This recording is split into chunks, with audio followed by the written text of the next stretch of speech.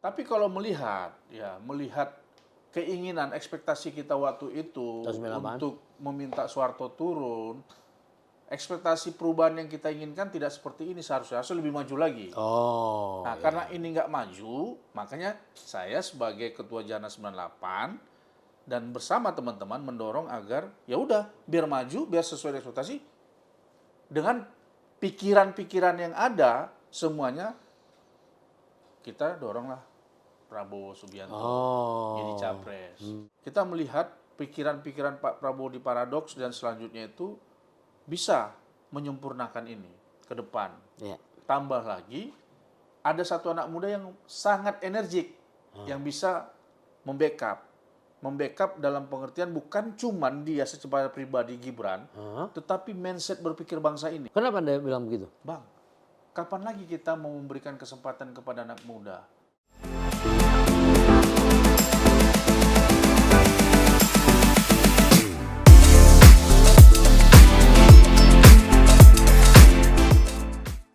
Sobat Panangian, saya mengundang seorang tokoh Angkatan 98 yang seperjuangan pada zaman itu dengan Budiman Sujatmiko, Noel, Immanuel Ebenezer, Dian Napitupulu, dan seterusnya panjang catatannya.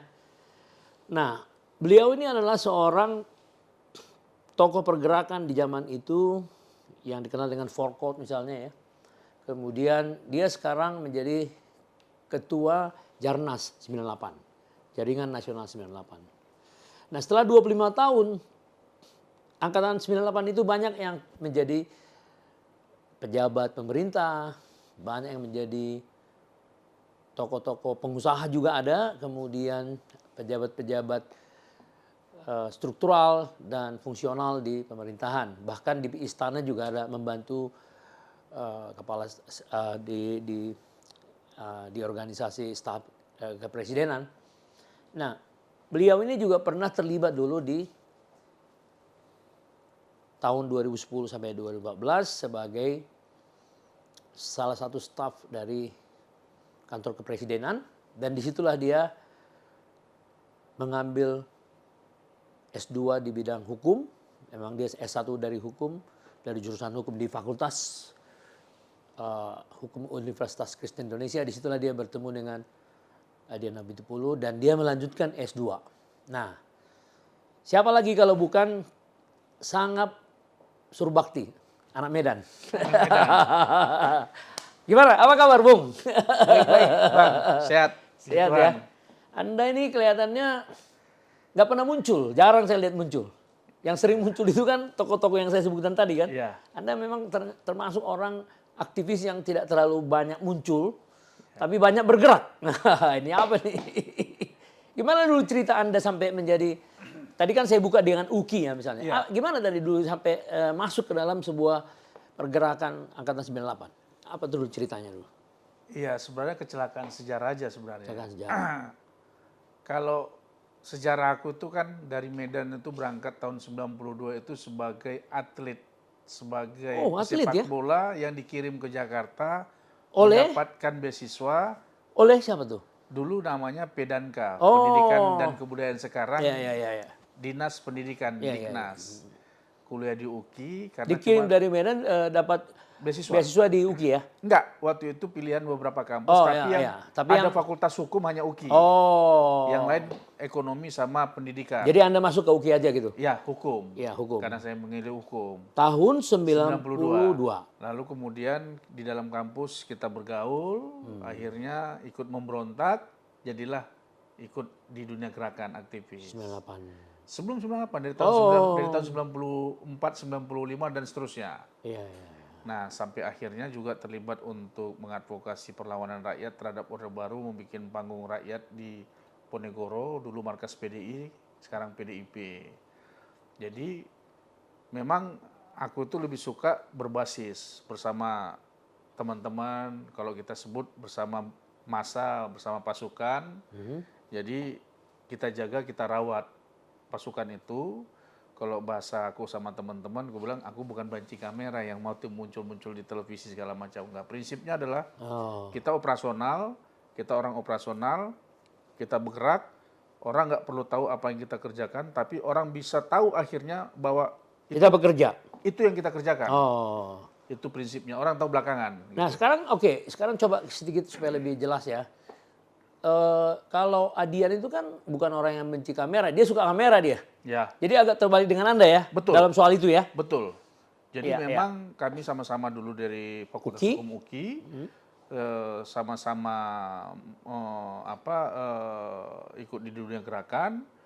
Waktu itu memang ada opsional, siapa yang muncul, siapa yang Tampil, enggak. siapa yang Ya. ya operasional. Ya, Anda jadi- di bidang operasionalnya lebih Ya, banyak. Oh. jadi aku jaga juga sebagai masa segala macam. Jadi kalau sama Adian ya sudah kenal lama. Nah gitu. sekarang Adian masuk ke salah satu partai politik Ya. PDIP kan pada waktu Betul. itu. Sudah 2 kali terpilih kalau nggak salah ya. Betul. Nah, pertanyaannya kenapa Anda, walaupun Anda gerakan senyap, katakanlah Ya. tidak langsung di TV dan segala macam, kenapa Anda tidak berminat untuk masuk ke partai politik, sektor real partai politik? Ada kekecewaan saya sama ketua umum partai lah salah satu ya. Saya nggak perlu sebutkan Iya, namanya. iya. Gara-gara? Jadi waktu peristiwa kita melawan Orde Baru, kan beberapa teman-teman ya ditangkap dan segala macam. Jadi ketua umum partai ini ditanya bagaimana sikapnya terhadap orang-orang ditangkap. Dia mengatakan, siapa suruh mendukung saya, bla bla bla.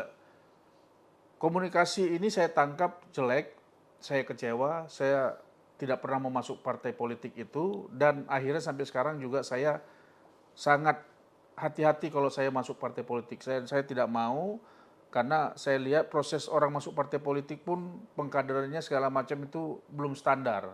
Artinya ya anak kos bisa dapat tempat, kader lama bisa enggak. Oh. Jadi itu membuat saya juga sampai sekarang nggak mau masuk partai politik. Dan Anda akhirnya menempuh S2. Saya profesi aja, saya Ya. waktu itu ambil S2, saya ambil Itu waktu Anda di istana dulu, staf ahli itu Iya ya? betul. Jadi waktu saya di Tahun istana 2010, bersama tahun 2010. Andi Arief, Andi Ya, Arief Andi itu Arief, staf khusus presiden, saya asistennya. Ya. Begitu saya masuk istana, saya terbuka tuh pikiran saya, ternyata kita orang gerakan bukan apa-apa, bukan siapa-siapa dibanding mereka yang sudah punya pengalaman. Iya, iya. Itu memotivasi aku untuk ambil S2. Lalu dari situ ambil Ambil profesi S2 juga di UKI kan? Ya, lalu profesi advokatnya, dan sampai sekarang aku ya Oh, Anda ujian advokat ya? ya mengambil pilihan untuk tetap mengajar di Fakultas Hukum UKI. Oh, jadi Anda sehari-harinya mengajar ya? Ya, jadi ya nggak tiap hari ya. Ya, ada- artinya gini, maksud saya, profesinya jadi pengajar karena Anda tadi tidak terlalu tertarik masuk ke dunia politik kan? ke partai politik. Ya. Ya. Oh iya, sorry. Tidak tertarik masuk ke politik melalui Partai partai politik. Ya, oke. Jadi Anda ngambil Profesi aja. profesi Ya. sebagai lawyer Dan pengajar. dan pengajar. Ya, sebagai tanggung jawab moral terhadap generasi selanjutnya. Jadi punya lembaga hukum ya, Ya, lembaga kantor sendiri sama kantor sendiri ya. teman-teman saya.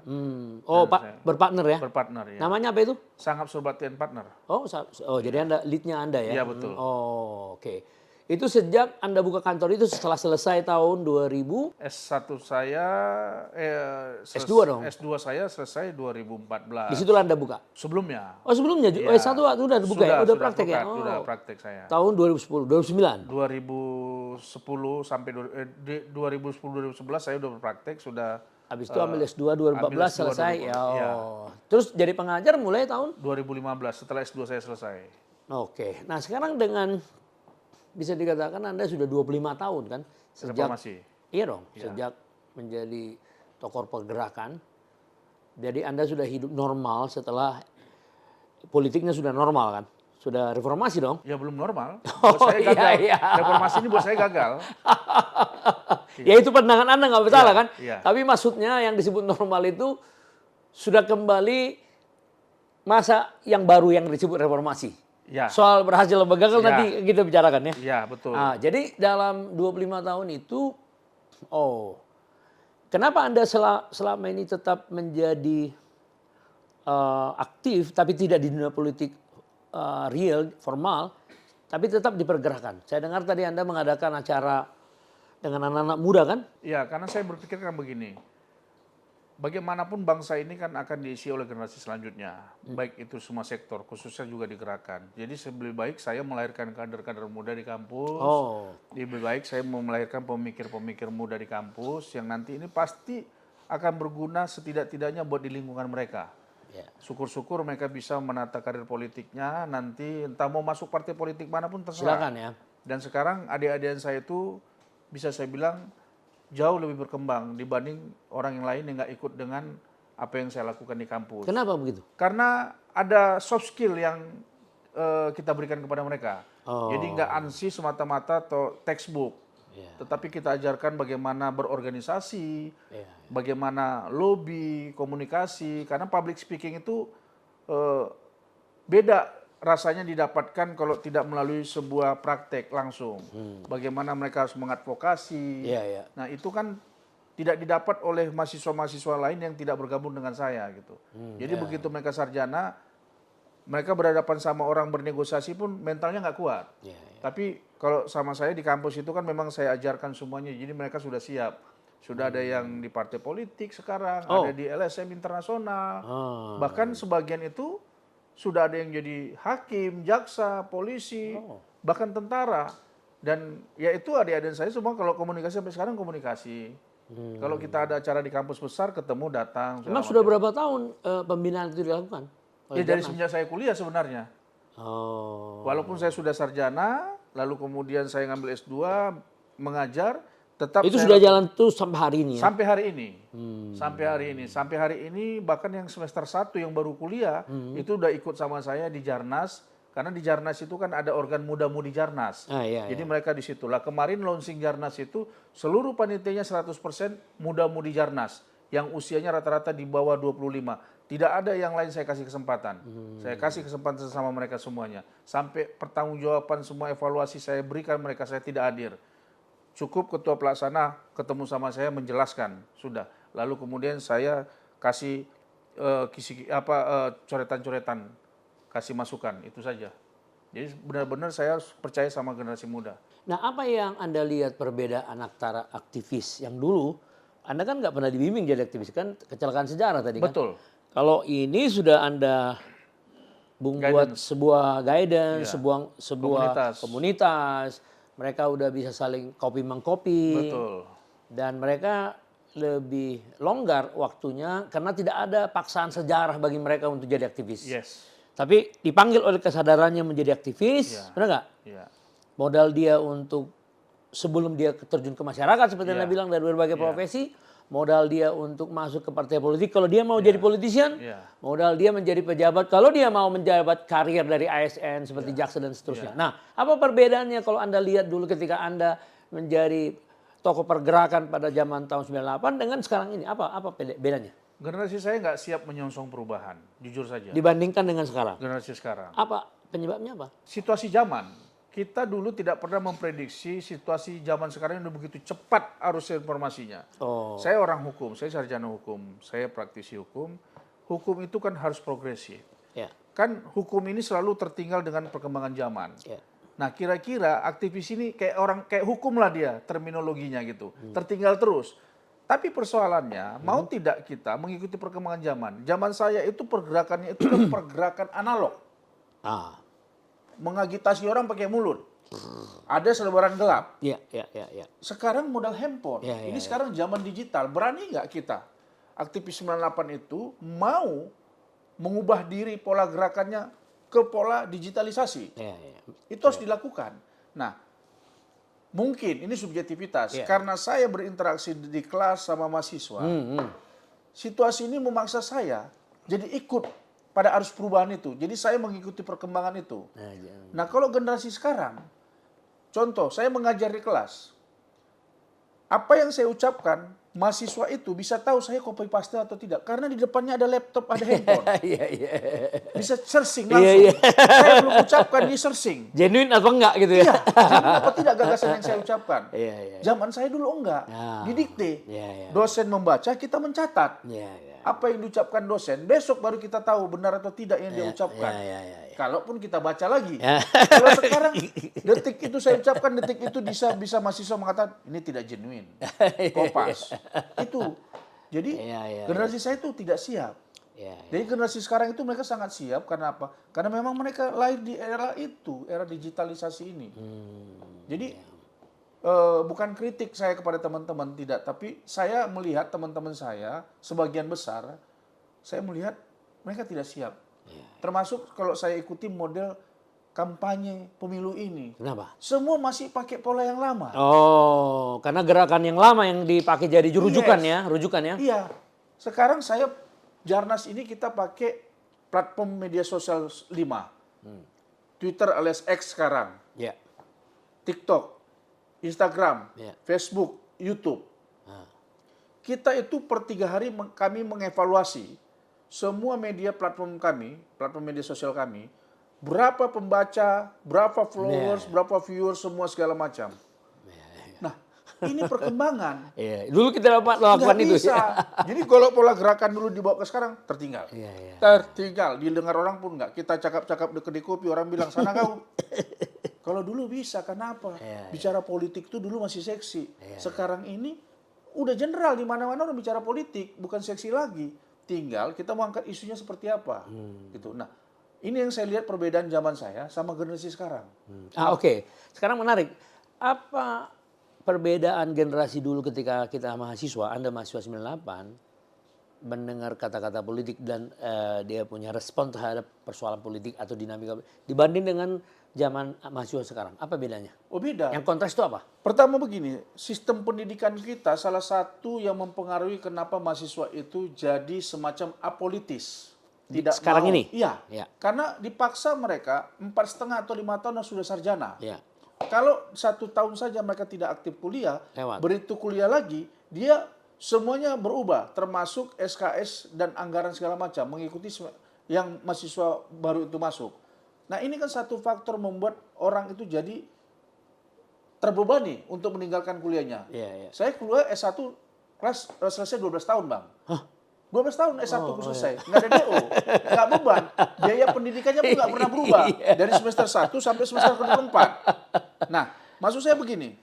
Perbedaannya adalah mahasiswa sekarang ini, pendekatan kita itu jauh benar-benar pendekatan humanis. Nggak bisa. Nggak bisa lagi yang kayak dulu. Nggak bisa kita mengagitasi, kita bilang hitam Agitasi, itu ya. putih, putih itu hijau, hijau itu kuning. Iya. Karena apa? Selepas dia ngomong sama kita, dia bisa cari tahu, Bang. Bohong abang itu. Jadi harus real sekarang sama mahasiswa sekarang. Dosen pun lebih parah sekarang, lebih susah sekarang jadi Iya, dosen. nggak bisa ngomongin, Bang. Karena sekejap Kalau nggak baca, lewat. kita ngomong, dia bilang, Bang, aku ke toilet sebentar. Iya. Ke toilet, dia periksa handphonenya. Bohong itu. Jadi kita ngagitasinya dia tuh beda juga, Bang. Iya, caranya ya. Iya, karena memang dunianya berbeda.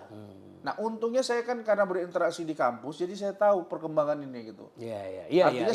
Artinya saya praktek yang saya dapatkan. Orang mungkin cuman lisan. Dari luar, orang baca-baca, Anda Iya. mengalami karena Iya. mahasiswa Anda semua. Betul. Bertindak sehari-hari kan. Oh, oke. Kemudian soal itu kan soal kecakapan ya, skills atau karena dia ada hidup di zaman sangat mudah mendapatkan informasi. Iya. Benar nggak? Betul. Nah, dari soal sikap, Ya. bagaimana respon anak muda sekarang terhadap politik bedanya dibandingkan dengan anak muda zaman dulu? Anda kan turun ke jalan meruntuhkan rejim kan karena sensitif terhadap keadaan masyarakat kan. Ya. Terus menjalar itu semua. Ya. Gagasannya, udahlah kita duduk di DPR dan segala macam. Benar nggak? Nah, itu respon dari sebuah generasi 98 terhadap dinamika politik. Ada ketidakadilan, ada apa. Nah sekarang apa perbedaan yang khas dari mereka?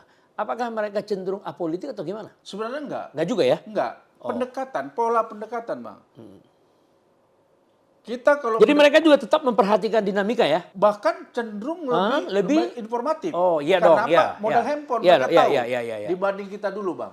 Ya pasti ya. Dulu aktivis di Bandung bisa tahu situasi Jakarta 3 hari kemudian. Oh, ya. Sekarang mahasiswa di Papua apa yang terjadi di Jakarta, hitungan detik bisa tahu, Bang. Ya. Jadi kecepatan informasi sangat mempengaruhi respon mereka terhadap keadaan politik. Iya. Oh, luar Jadi biasa.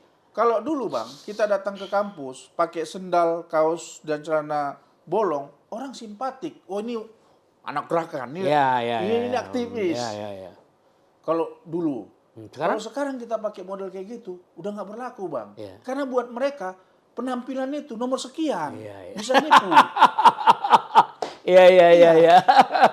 Kalau dulu kita datang Iya, dengan tubuh, waduh. rambut gondrong, Iya, ini aktivis ini. top, paten barang ini katanya kan. Paten barang ini. Sekarang kita bilang begitu Bang, nipu ini katanya gitu, Bang. Karena mereka bisa tahu siapa kita Bang. Iya. Dia searching siapa kita Bang. Iya. Oh, iya. Jadi penampilan udah nomor ke-7 gitu. Iya, dia bisa tahu Bang, dia searching nama kita, ini aktivis ini. Iya. Ah, kau kemarin makan di restoran paten kali katanya kan. Kenapa? Si aktivis ini upload dia selfie dia kan. Iya. Masuk ke medsosnya. Iya. Dibaca sama aktivis sana, sama mahasiswa sana. Jangan percaya Bang itu. Kemarin makannya di pizza, dia tolak-tolak neokolonialisme. Tapi jadi keaslian seseorang, profil dan figur person itu lebih mudah sekarang dikuliti Ya. malah dikuliti kan. Betul. Ya. Kalau ada identifikasi dikuliti. identifikasi dan dikuliti luar biasa ini. Nah, ngomong-ngomong tadi Anda bilang selama reformasi Anda merasa reformasi ini belum berhasil. Apa maksudnya? Di mana itu? Memang waktu kita dulu turun ke jalan kan isu yang kita angkat itu kan isu soal yang politisnya adalah Bubarkan. bukan Bang, kembalikan TNI ke barak. Oh iya, sorry. Artinya Dui fungsi ya. fungsi ABRI. Hapus dui fungsi ya. Lalu kemudian batasi masalah Jabatan presiden dua kali Ya, periode. lalu kemudian otonomi daerah. Lalu kemudian hapus KKN. Ya. Nah, memang ini sudah terjadi. Ya. Tentara kembali ke barak. Nah, ini sudah terjadi pembatasan Masa presiden dengan jabatan. amandemen. Ya. Begitu juga otonomi daerah. Tapi Ya. otonomi daerah ini kebablasan, Bang, banyak. Ya. Raja-raja kecil. Ini yang saya bilang ini gagal. Bahwa ada yang berhasil ya. Lalu kemudian termasuk hapus KKN. Nah, hapus KKN ini juga kan terminologinya ini kan sangat melebar.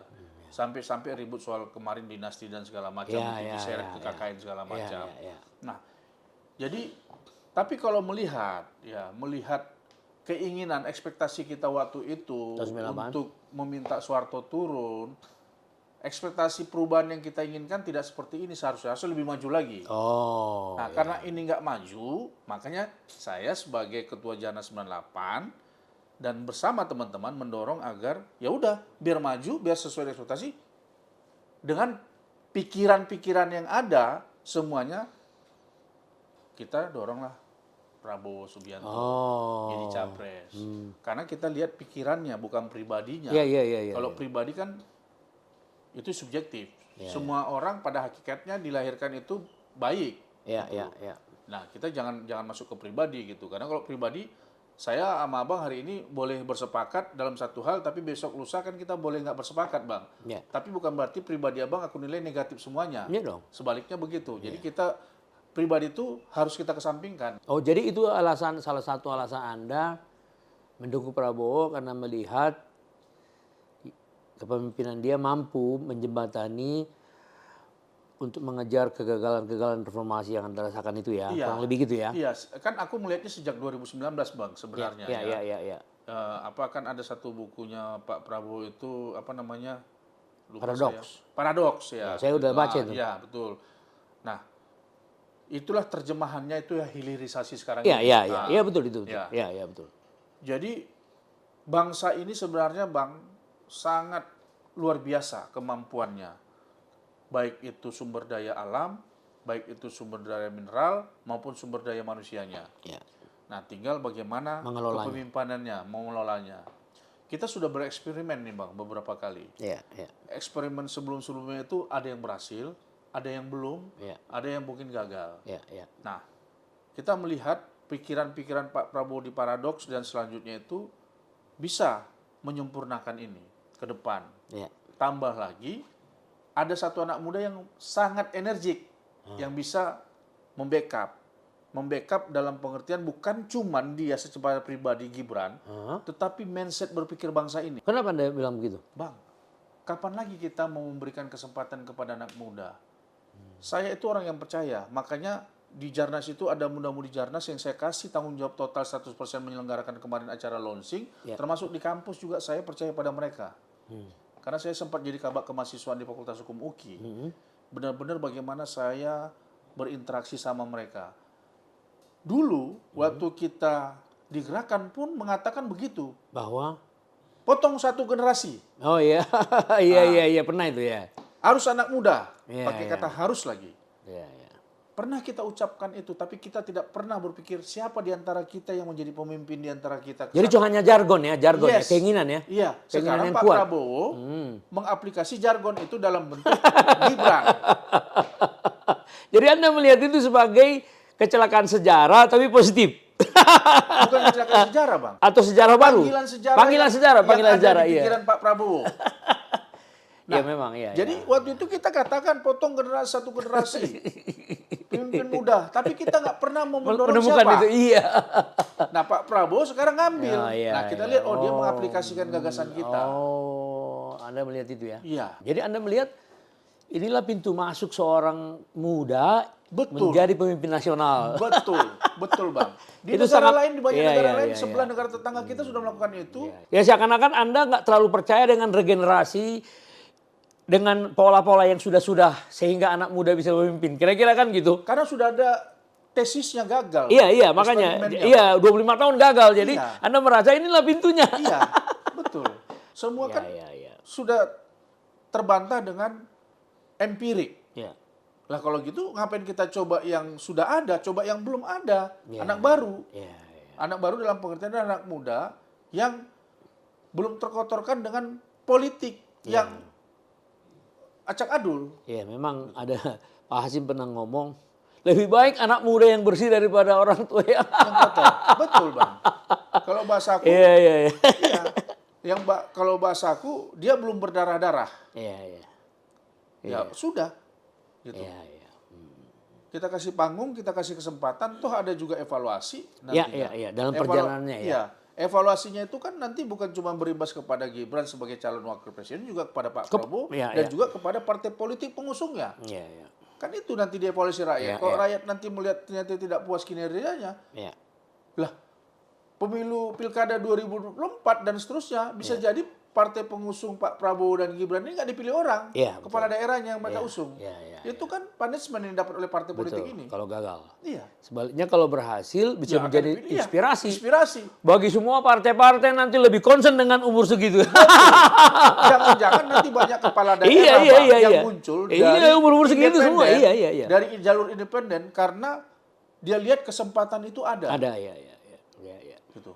Tinggal dia kumpulkan KTP, dia maju Iya. karena dia lihat ada presiden di Ya, tingkat nasional. ada presiden. Jurisprudensi. Iya. Ya, luar biasa itu. Nah, sekarang oke kalau gitu Anda bisa mengatakan bahwa reformasi 98 itu diisi oleh pemilu 2024 apabila Prabowo yang memimpin negara ini. Sebagai tanggung jawab sejarah, Iya.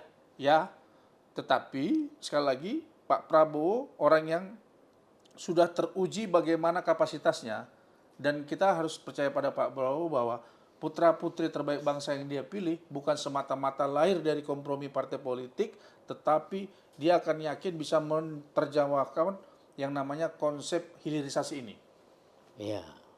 Artinya, saya yakin Pak Prabowo tidak akan memilih semua menterinya itu anak muda semuanya atau orang tuanya semua, tapi kapasitas, kapabilitas. Ya, dia pernah ngomong saya akan memilih the bright and the brightness. Iya. Orang-orang yang terbaik di antara yang baik. terbaik. Ya, memang iya.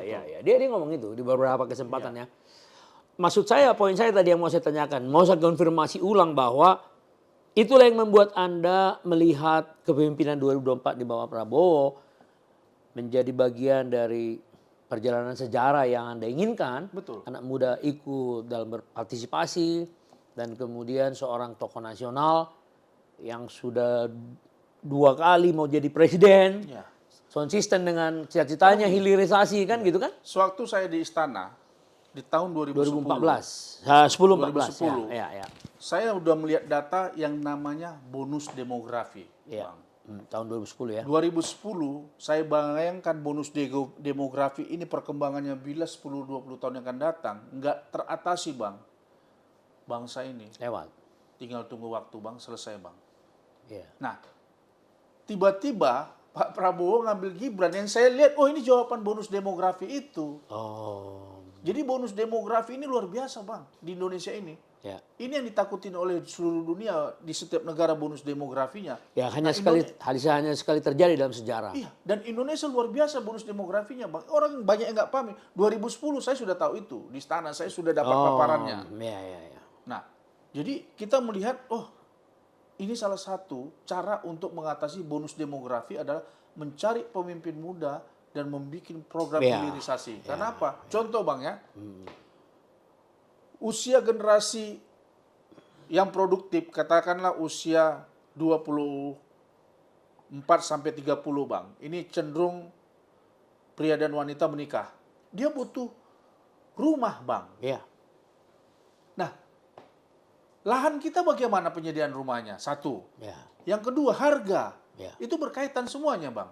Nah, Pak Prabowo punya solusi itu. Oh iya, punya. Nah, jadi orang tua pun yang akan menikahkan anaknya nggak pusing mau naruh anaknya tinggal di mana. Ya. Mau di rumah saya, nanti ada juga anak-anak saya. Ya. Tapi kalau dari Pak Prabowo ada tawaran pembangunan rumah rakyat, loh, siapa yang nggak mau habis nikah ke sana? Toh juga 5 tahun dari dia punya anak paling banyak 2 baru nikah. Ya rumah-rumah sangat sederhana itu masih relevan lah dia tempati kan. Nah, jadi salah satu antisipasi dari kerumitan bonus demografi tadi adalah dalam konteks perumahan untuk rakyat tadi. Rakyat ini maksud adalah yang muda-muda tadi, Pak. Iya. Jadi gini, memang benar bahwa bonus demografi ini adalah sebuah masa di mana sebuah negara atau bangsa menikmati 65% dari jumlah penduduk yang bekerja itu adalah berumur yang muda, yang sangat produktif. Ya, jadi 65% dari tenaga kerja yang ada itu, wah, berarti kan bisa dikatakan masa produktif yang terbesar sepanjang sejarah. Dan harus dimanfaatkan. Ya, itulah sekitar 13 tahun yang akan datang inilah. Nah, memang kalau dilihat dari Pak Prabowo memang sangat concern dengan cita-citanya di dalam bukunya Paradoks Indonesia, hilirisasi tadi kan. Nah, inilah sebuah pendapatan baru di luar yang pernah dialami oleh negara selama ini sebagai bagian dari dana untuk membiayai tadi itu makan siang, perumahan, macam-macam lah. Ya, gizi. Jadi hilirisasi memang menjadi ininya, menjadi sumber dayanya. Pembangunan rumah sakit, kemudian pembangunan sekolah-sekolah unggul di berbagai setiap kabupaten ya. Nah, kalau itu semua sudah terjamin, sudah dijamin oleh pemerintahan, memang harus begitulah pemerintahannya, maka upah itu sudah nggak relevan lagi Bang. Dalam pengertian adalah kalau semua sudah tercukupi segala macam, orang udah nggak banyak lagi tuh meributkan upah minimum maksimum. Harusnya. Iya, karena semua sudah tercukupi. Ya, pendidikan, kesehatan, perumahan, air bersih dan gajinya mungkin 50% sudah save. Gitu. Nggak terpakai karena nggak ada pengeluaran. Karena udah ditanggung negara. Iya, semua ditanggung negara. Kita mau lihat negara-negara maju. Contoh sebelah aja Brunei Darussalam. Itulah konsepnya yang Prabowo. Ya, yang membedakan Prabowo dengan. Emang Anda nggak melihat itu di dua presiden yang lain? Oh, saya kan sudah 2019 mendukung Prabowo. Di 2019 saya juga tidak melihat dari yang lain. Begitu juga sekarang. Apalagi dengan maksudnya Gibran, Anda makin. Iya.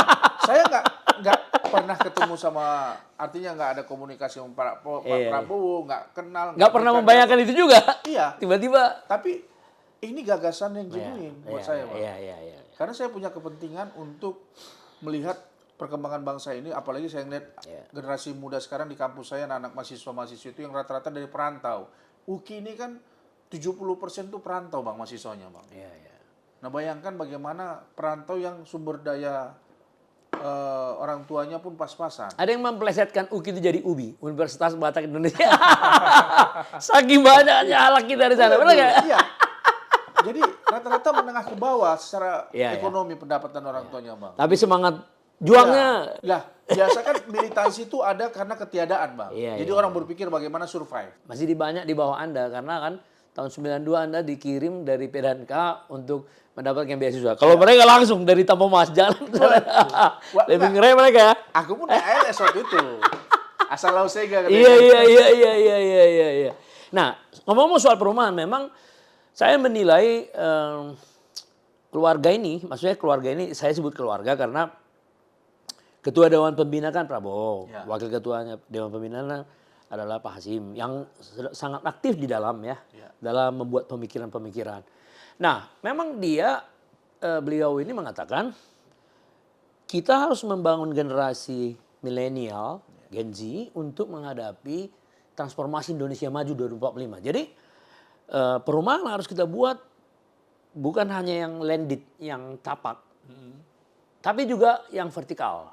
Oke. Ya, supaya efisiensi tanah jangan lagi sawah-sawah yang digarap untuk membangun rumah. Ya. Jadi concern dengan lingkungan dia, kemudian concern dengan kalau memang dia belum bisa beli ya disewakan aja.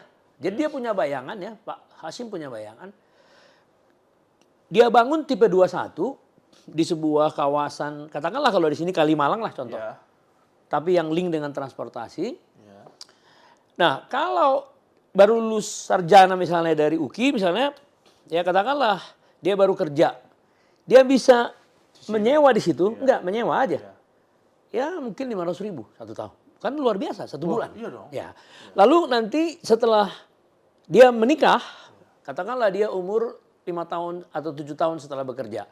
Berarti umur 29, 28 seperti Anda bilang tadi. Dia bisa masuk ke rusun yang milik. Bukan lagi sewa. Yang Ya. milik ya. Seperti yang di Kalibata sekarang. Ya. Kurang lebih lah. Kalibata Basura atau Green Pramuka. Dengan harga, beliau minta ini. Tolong hitung, pokoknya nggak boleh lebih besar dari 500 juta. Luar biasa itu. Oh. Ya, karena kalau kita lihat di sini yang di dekat-dekat transportasi itu udah 2M rata-rata. Nah, dia bilang kalau bisa 500 juta dan tidak boleh lebih rendah dari ukuran 32 meter. Luar biasa itu. Besar dong. Ya, makanya kalau yang couple marriage ya 32 meter kan. Nah, dengan desain yang ala milenial segala macam. Nah, itulah Pemikirannya. pemikirannya masuk di dalam dokumen resmi yang dimasukkan ke KPU. Visi misi. Ya, membangun 500.000 rumah tapak Unit. di berbagai suburb di seluruh Indonesia dan membangun 500.000 rusunawi dan rusunawa. Rusun sewa yang tadi murah yang tipe 21 dan rusunawi pemilikan di atas 32 meter. Luar biasa memang. Iya. Jadi artinya apa yang Anda bilang tadi kalau memang ini terrealisasi jadi isu gaji itu udah nggak Udah relevan. Dan alumnus baru, para sarjana-sarjana dari kampus yang baru itu juga tidak beban hidupnya mereka kepada orang tua ketika mereka belum bekerja. Ya. Karena ada negara masuk yang mengintervensi kepentingannya mereka. Ya. Dalam konteks ya tadi perumahan tadi. Jadi saya pikir sebagai sebuah pemerintahan yang ideal menurut konstitusi memang harus punya program seperti itu. Ya. Dan sekarang pertanyaan adalah bagaimana kita bisa memastikan semua program ini berjalan. Dalam pengertiannya adalah Pak Prabowo juga harus kita ingatkan jangan salah mengelola untuk pembangunan itu semua juga kan gitu. Memilih orang maksudnya. Iya. Ya. Jangan yang saya dengar memang nanti beberapa program itu soal 8.17.8 itu visi misi itu kan BUMDes yang akan menjalankannya, melaksanakannya. Dan saya pikir ini tepat. Karena memang jargon yang dibangun di dalam visi misi itu membangun dari desa. Bangun dari desa. Jadi kalau tadi saya jelaskan sama Anda, 500.000 rumah tapak, 500.000 vertical housing, itu hanya di kota. Hanya di kota. Di desa 2 juta, bukannya 500.000. Itu. Jadi pembangunan itu dari desa. Jadi tidak ada lagi orang itu migrasi. Ya harusnya begitu, itu maunya dia. Jadi dia mengatakan begini, Pak Hasim. Minimal 25 unit satu desa. Desa kita itu ada sekitar 76.000. Jadi 76.000 dikali 25, memang 2 juta angkanya. Dia yang bikin itu. Nah, luar biasa. Jadi memang membangun dari desa. Jadi dia ingin menunjukkan keadilan sosial bagi seluruh rakyat Indonesia sejak dia jadi pemerintah. Nah, itu luar biasanya. Emang.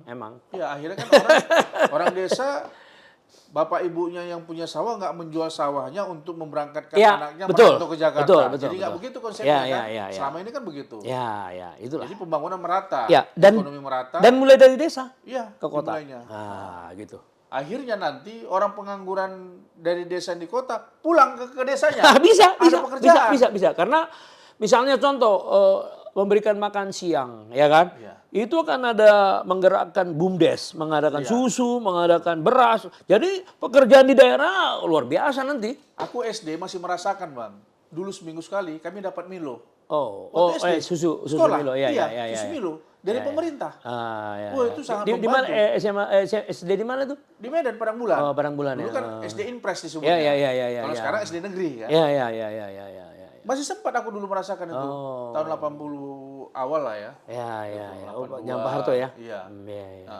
Dari tahun 70-an sampai 82 itu zaman Pak Harto itu memang sempat tuh seminggu sekali. Ya.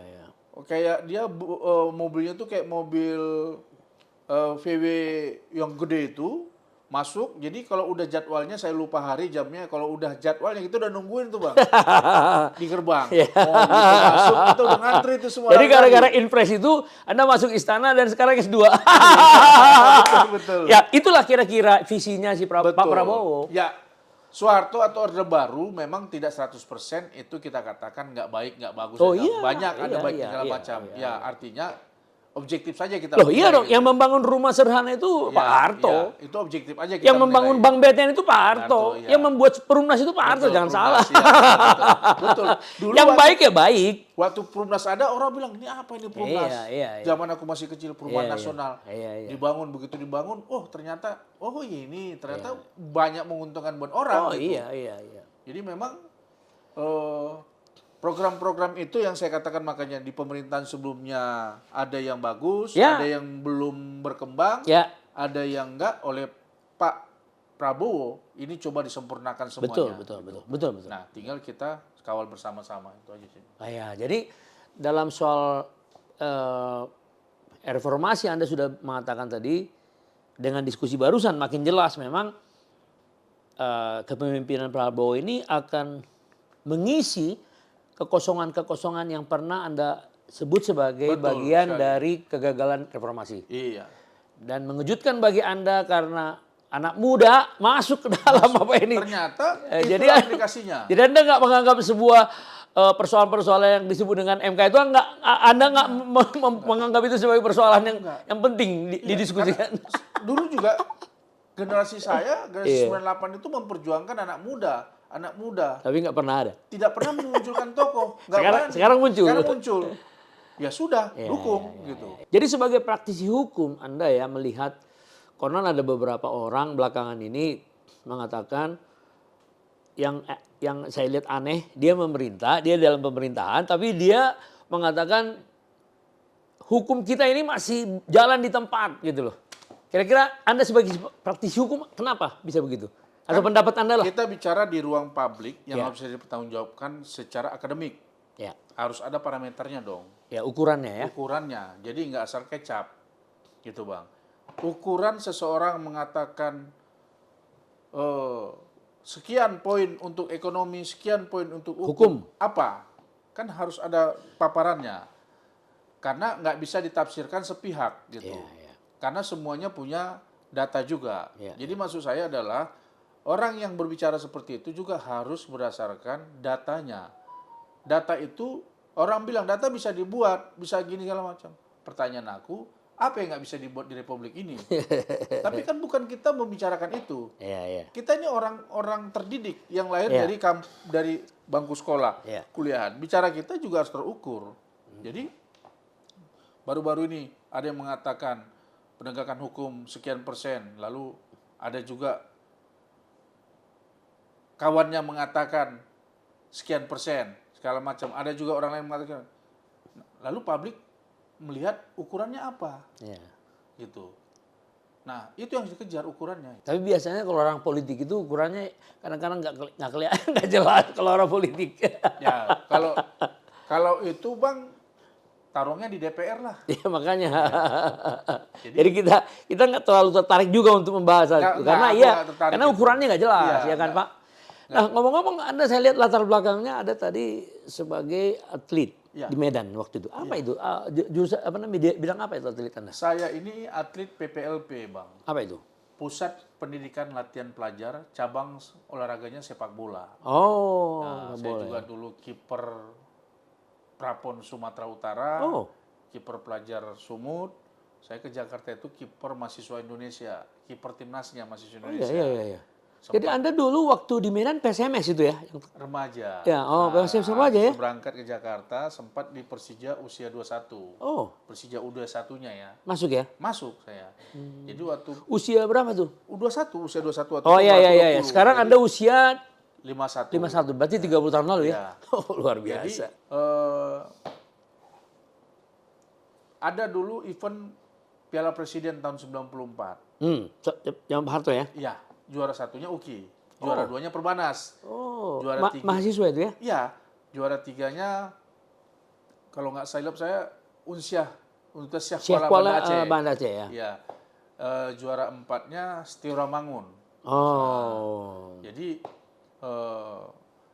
dari olahraga yang doktrinnya sportif harus saya terjemahkan ke dalam politik juga sportif, Bang. Ya, ya. Jadi ya apa adanya gitu, jangan ada apanya.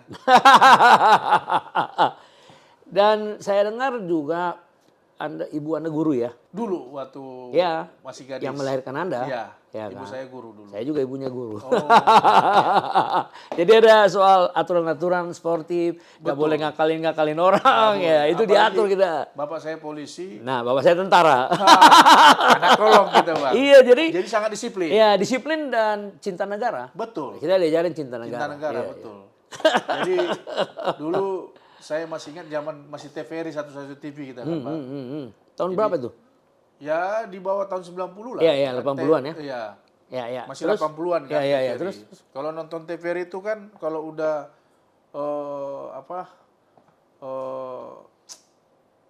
yang berkaitan dengan nasionalisme itu sama bapak saya nggak bisa kita nggak nonton, wajib nonton. Oh. Umpamanya pertandingan olahraga membawa bangsa. Oh. Oh itu dibangunin tuh nonton gitu. Karena nasionalismenya yang dia tanamkan itu gitu. Iya. Kecintaan itu gitu. Iya. Jadi Apalagi waktu itu kelas 6 SD aku Bang persiapan upacara 17 Agustus di kompleks sekolah aku tuh ada 4 sekolah SD Inpres. Diambil satu di antara 4 sekolah, ini itu untuk jadi pemimpin upacara, diseleksi. Dan aku yang terbaik. Aku lulus.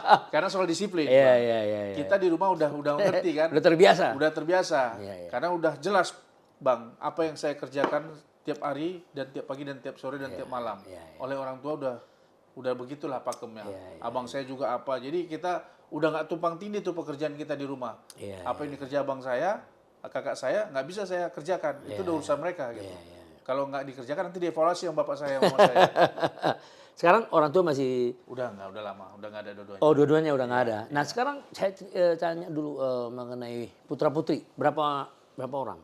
Putra yang lahir dari rahim istri saya tuh yang ini ya 4 tapi 1 keguguran. Oh, jadi 2011. Jadi 3 ya? 3. Nomor 1? SMA kelas 3. Oh, nomor 1. Oh. Yang 2 SMA kelas 1, yang ketiga SD kelas 4. Oke, SMA kelas 3 ini nanti mau kemana kalau udah selesai SMA-nya, rencananya? Dulu waktu masih kelas 1 SMA dia mau masuk tentara. Oh. Tapi perkembangan kemari aku lihat dia lebih suka olahraga. Tapi mau kemana aku tidak pernah mau meminta dia menurut aku Bang. Iya dong, iya. Silahkan. Iya. Ya, begitu juga adik-adiknya segala macam. Jadi karena aku selalu bilang sama mereka hidup ini mengalir, masa depan orang itu nggak ditentukan pada saat kita memutuskan mau jadi ini. Iya. Karena itu bisa jadi nggak berhasil, begitu juga, jangan-jangan percobaan ke-6, ke-7 baru berhasil. Iya.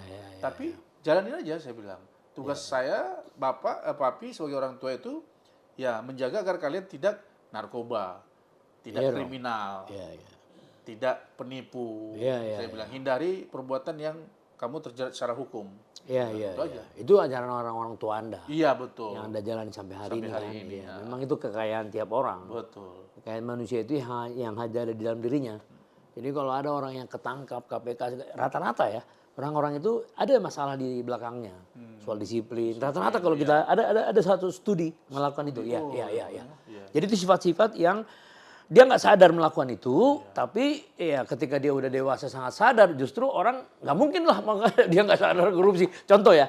Jadi itu semua ajaran orang tua itu Pak. Ya, itu. Jadi saya pernah diskusi dengan psikolog ya. Dia. Jadi saya juga seperti Anda bilang, bangga kita sebagai ibu kita sebagai guru. Ya. Karena dia mengajari kita ini nggak boleh, ini Ya, pantang, betul, ini ya itu dia. betul. Sementara orang tua kita nasionalisme, berbakti pada bangsa dan negara, ya kan, ideologi ya ditanamkan nama kita ya. Jadi itu yang membuat kita hidup menjadi tenang, ya kan. Dulu waktu kami kecil, bapakku bilang begini pernah. Kalau kalian menyanyikan Indonesia Raya, jangan pernah suaranya pelan. Gitu ya. Sampai sekarang kalau aku nyanyi Indonesia Raya itu udah keras. Kalau Hampir sama dengan saya juga. bila Ya. perlu mengalahkan yang lebih keras. Apalagi Batak suaranya keras. Iya, gitu.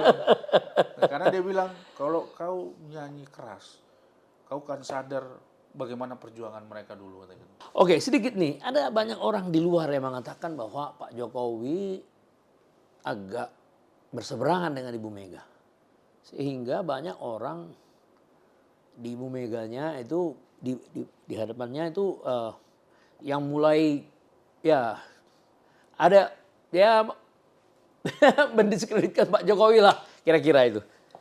Menurut Anda apa? Menurut Anda apakah ada sesuatu yang aneh di situ? Ya,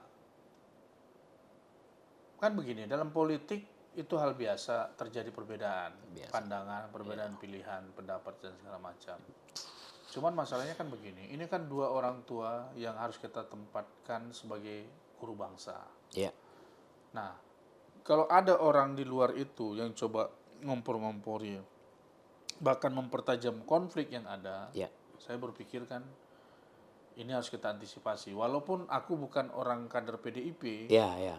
aku mendapatkan informasi yang cukup akurat tentang konflik itu di dalam. Oh. Nah, tapi ya sangat kita sayangkan karena bagaimanapun ini akan mempengaruhi proses keberlangsungan bangsa ini dalam konteks Pilpres nanti.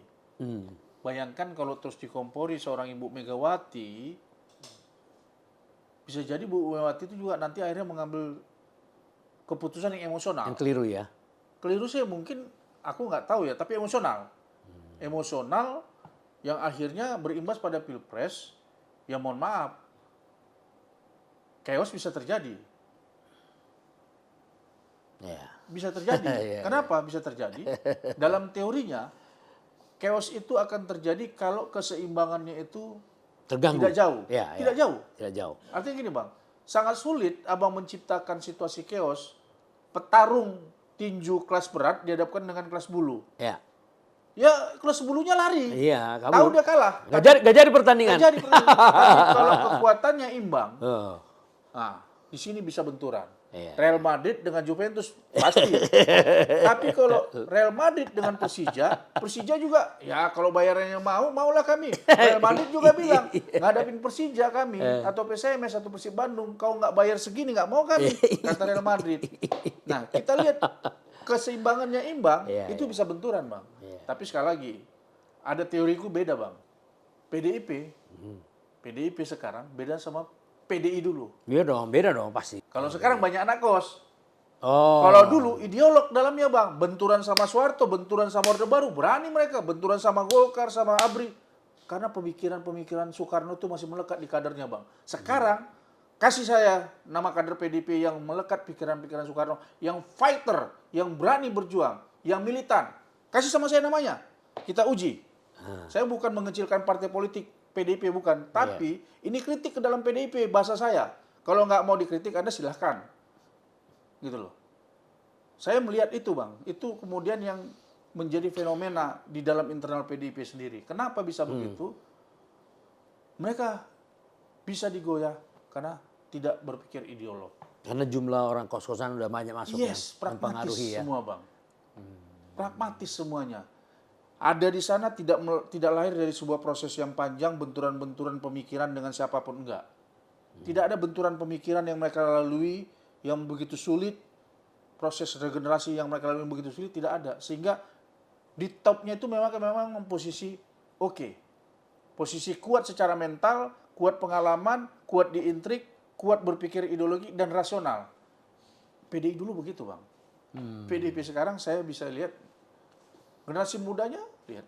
Iya. Dan ini kalau mau kritik saya ke semua partai Bang. Oh. Seluruh partai. Tidak memberikan ruang besar kepada generasi muda untuk mengikuti proses-proses politik yang ada, yang itu bisa melahirkan generasi tangguh di internal partainya, yang kemudian mengisi posisi-posisi di strategis, baik itu di partai, maupun di pemerintahan, maupun di legislatif. Jadi bisa dikatakan kaderisasi stagnan ya. Betul, Bang. Dari segi ideologi juga terus terang. Jadi ya mungkin dari 100 kader yang mau didoper, bisalah bangsa 5-10 orang itu yang nggak melalui tahapan, tapi teruji segala-galanya. Ada rekam jejak dia mungkin dari sana, dari sini, segala macam. Tapi selebihnya itu kan orang harus yang sudah melewati fase itu, yang sudah berdarah-darah, sudah menangis, sudah berkeringat, sudah capek, sudah kelah kesah, segala macam. Itu yang nggak ada di partai-partai politik ini saya lihat, Bang. Dan Anda karena independen, tidak masuk dari partai politik, pantas juga Anda memberikan opini itu untuk ke semua partai kan ya. Bahkan bila Pak Prabowo memberikan ruang untuk dilelang jabatan-jabatan politik di pemerintahan, saya kira banyak kemajuan yang akan dapat Pak Prabowo. Berikan ruang itu kepada publik. Posisi tertentu ya. Iya dong. Ya. Supaya mencari yang terbaik. Iya, dan yang menguji dari sisi administrasi ya, proses seleksi sampai menguji pikiran-pikirannya, kasih guru besar universitas. Jangan kasih politisi. Iya. Syarat transaksional. Guru besar kasih yang teruji. Dari akademik ya. Iya, iya. Ngujinya di mana? Jangan di gedung pemerintahan, di kampus. Iya, iya. Dipilih beberapa guru besar berembuk, 5 orang bagian ini, 5 orang bagian ini, 5 orang bagian ini, diuji di kampus besar, di UGM, di UI, di kampus swasta lain di Atmajaya, di UKI, di Trisakti. 5 guru besar menghadapi para calon-calon pemimpin nasional yang akan mengisi posisi-posisi politik, visi misinya. Jangan cawe-cawe politisi. Biar mereka memberikan skor, KIP-nya. Pak Prabowo pasti dikelilingi orang tangguh. Itu ide yang menarik tuh. Iya. Mudah-mudahan dia bisa diadopsi idenya. Betul. Kalau itu Bang, keluar semua macam-macam kita Bang. Iya, iya. Dari dunia kampus, dari dunia manapun. Bahkan yang sudah mapan di perusahaan besar itu bisa meninggalkan Bang. Karena dia pikir ini panggilan, betul. Bukan soal gaji. Iya, iya. Ini panggilan. Pengabdian. Itu pasti, aku yakin Bang, keluar itu dari resign tuh dari kantornya. Walaupun gajinya umpamanya 50 juta ke atas, ya. Di sini cuman mungkin dapat setengahnya, nggak lebih. Tapi dia pikir, oh ini buat bangsaku. Dia berani, aku yakin itu. Nah, partai mau nggak meniru gaya gini? Partai kayaknya mikir-mikir. Mudah-mudahan, Bang. Iya. Tapi itu ide partai yang bagus. baru, mau itu Garuda, PSI, apalagi tuh, banyak itu partai buruh, bisa memakai pola seperti ini. Oke, PSI kira-kira masuk nggak itu ke parlemen menurut kamu? Karena kan beberapa kali survei kan pernah 3, sekian, terus turun lagi, ya gitulah. Sementara kalau ditanya, saya tanya panggil di sini Pak Helmi, Mas Helmi, Ade Armando, Grace Natali, semua yakin dia, karena sekarang ke daerah kan, kemana-mana, dan mereka mengidentifikasikan dia menjadi partai anak muda. Kira-kira, karena Anda kan juga penggemar anak muda tadi kan? Iya. Prediksi Anda masuk nggak deh? Pertama, kehadiran Kaisang beserta beberapa anak muda lain di dalam yang saya tahu, yang saya kenal mereka, itu mempengaruhi elektabilitasnya nanti. Itu mempengaruhi PT-nya mereka. Saya yakin bahwa kemudian mereka nanti lolos parliament threshold atau tidak kan tergantung para calegnya semua Bang. Nah, saya nggak punya data tentang calegnya nih Bang. Betul. Saya hanya punya data beberapa pengurus DPP-nya, termasuk Kaisang kan, wah ini punya peluang. Tinggal calegnya aja bagaimana.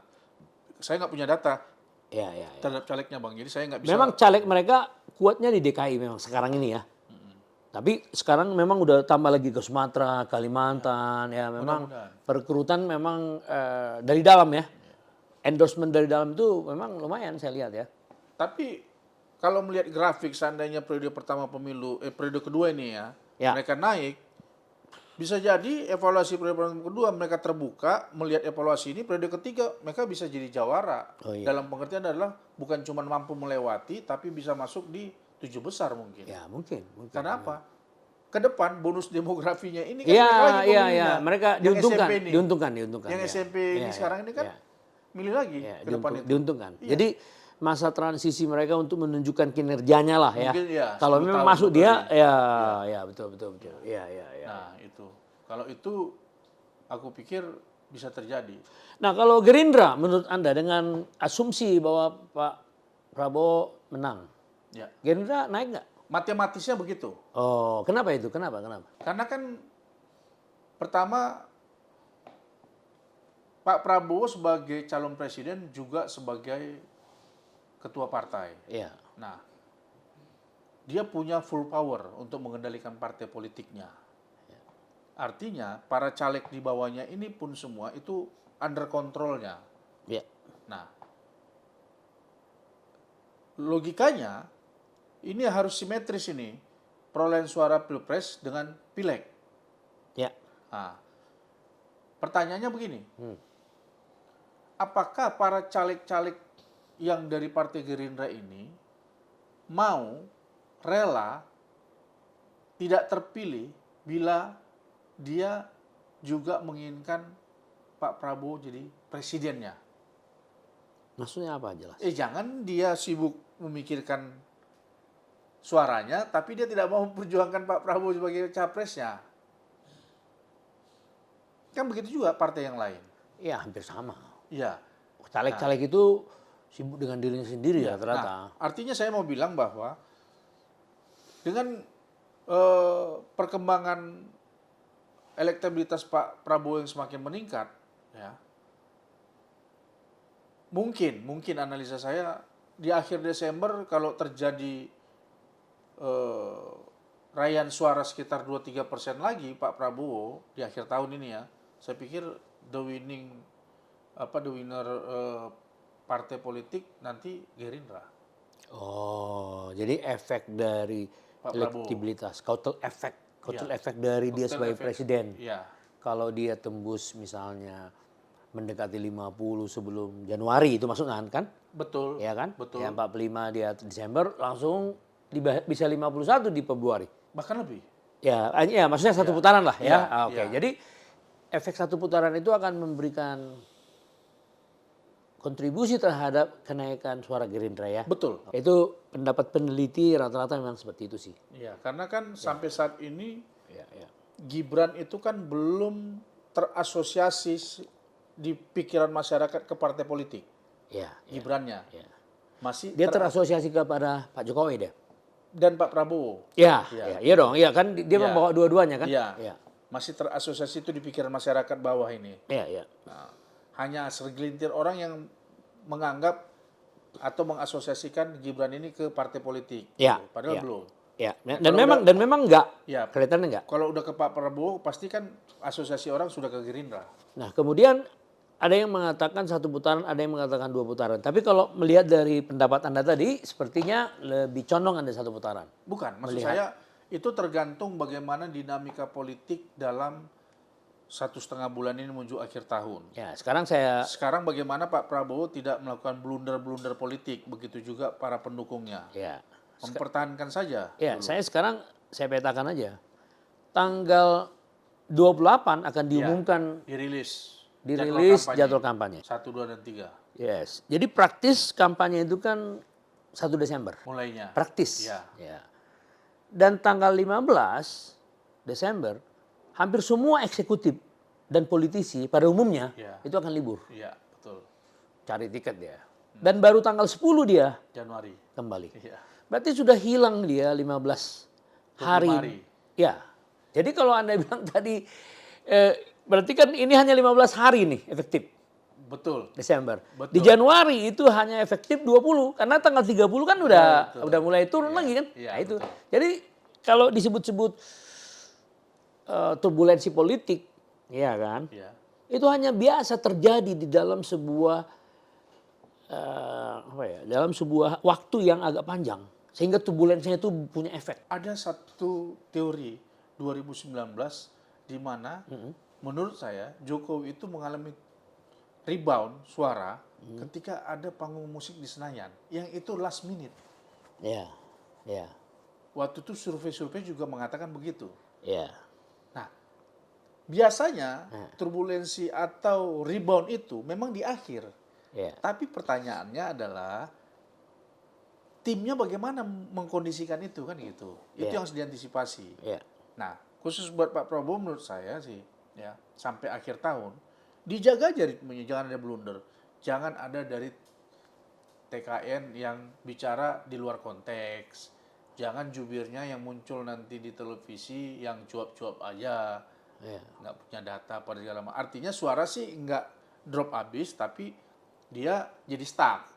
Iya, iya, Gitu. iya. Itu yang Anda Ya, khawatirkan. itu yang khawatirkan. Nah, kalau pandangan saya melihat dari persiapan-persiapan ini sih enggak. Karena mereka ini menguliti visi misi dari tiap ini, menguliti Pak, mengcompare.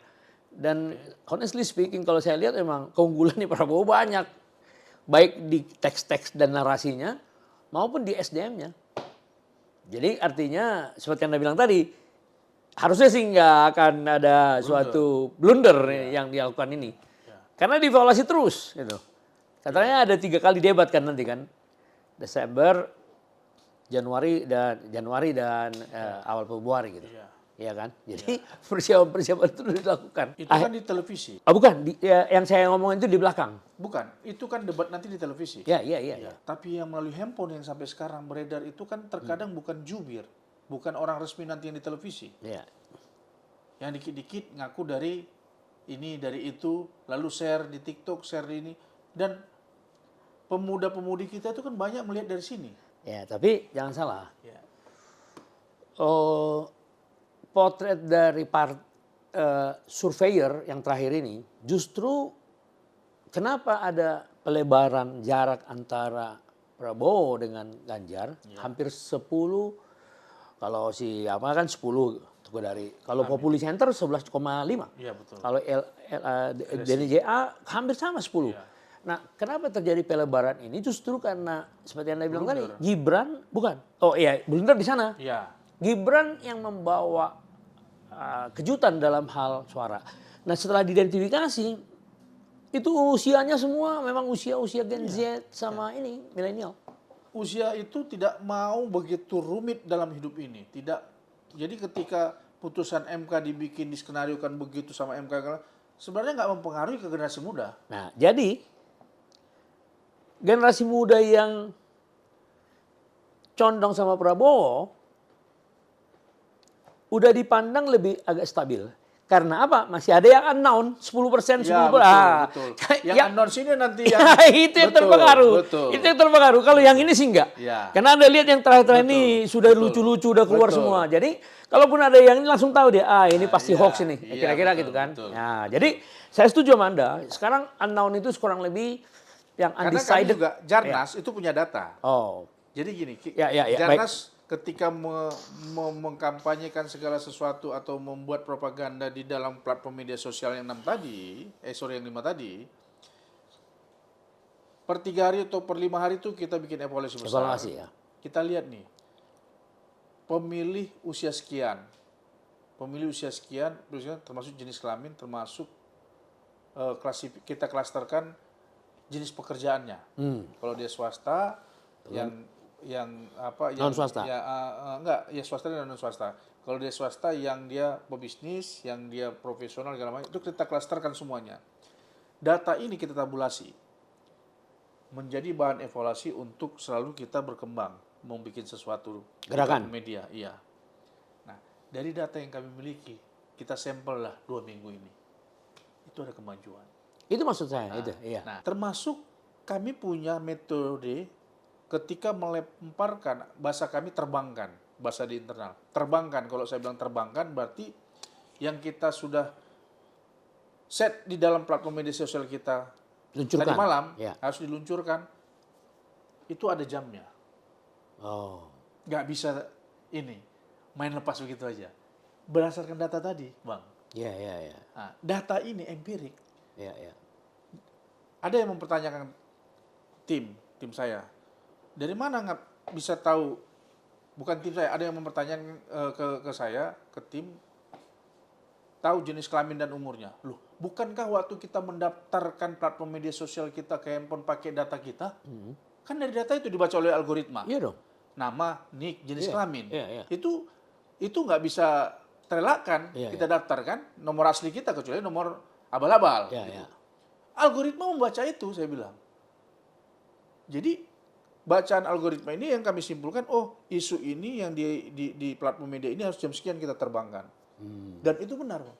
Kita uji 2 minggu, analisa kami terbukti. Jadi apa isu-isu yang melemahkan pasangan Gibran sekarang yang masih ada, masih berseliweran sekarang? Yang masih ada. Yang relevan Ya. masih Bisa jadi yang amunisi negatif ya? Negatif ya? Yang bisa mempengaruhi Iya, ya. yang negatif. Ya, yang Apa itu? negatif itu sekarang bisa aku bilang relatif nggak ada. Udah nggak MK, udah nggak ada lagi ya, udah Karena lewat ya. apa? Kalau bahasa sederhananya udah kebal kuping orang. Dari sebelah manapun mau ngantam MK, Iya, orang iya, sudah udah lewat ya, ngurus, udah. dinasti orang sudah Udah nggak lewat, ini, udah lewat. Terus iya, apa? 3 periode udah nggak laku, Ya, dan ya, segala terus? macam. Nah, makanya dibuatlah isu baru, ijazah palsu. Tapi kan udah dibuktikan kemarin. Iya, terus apa lagi yang lain? Udah nggak ada, mati Udah nggak akal ada, mereka. udah mati angin. Iya, Udah. mati angin udah. Ya, aduh, ya. Kalau sebelah blunder terus kan, Iya, iya. ya kita biarkan aja. Ya, ya. Tapi jadi ini hanya memelihara tadi Anda Betul. sebutkan ya. Iya, kalau bahasa Memantau, saya, Bang, memantau. bahasa saya begini, Bang. Ini ember, Bang. Ya, Akan ada percikan ya. airnya. Kita tampung aja pakai ember di sini, Iya. Bang. Siapkan skoci ini. Nah, Pak Prabowo harus menyiapkan ini menampung Iya, gitu. iya, iya. Kalau enggak ini sia-sia Iya, iya, iya. gitu. Ya, Wah, kan lumayan tampung. Nah, ini. Gitu. Tapi jangan direspon. Jangan direspon. Dibiarin aja. Biarin aja dia.